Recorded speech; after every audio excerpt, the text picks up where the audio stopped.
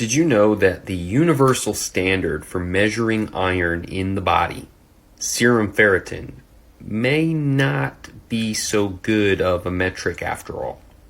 My name's Bowie. I've had type 1 diabetes for over 20 years. I have targeted iron overload, either hereditary hemochromatosis or secondary iron overload, as a primary causative agent in the development of diabetes.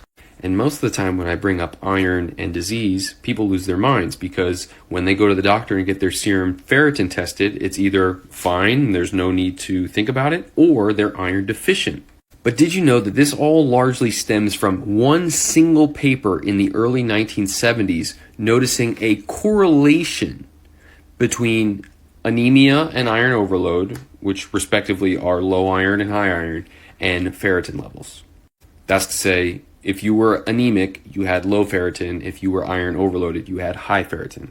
But what we don't like to talk about is that ever since that 1970s paper that pretty much set the standard for serum ferritin as the iron marker, there have been a number of studies that have very much muddied the role ferritin plays in iron load.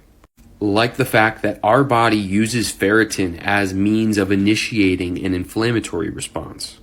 As in, ferritin plays a role in the buildup of scar tissue in the liver of people with liver disease.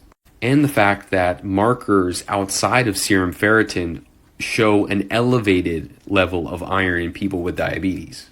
And that it may be worth it for anyone with insulin resistance or diabetes to learn more about the other metrics, things like non-transferrin bound iron or NTBI.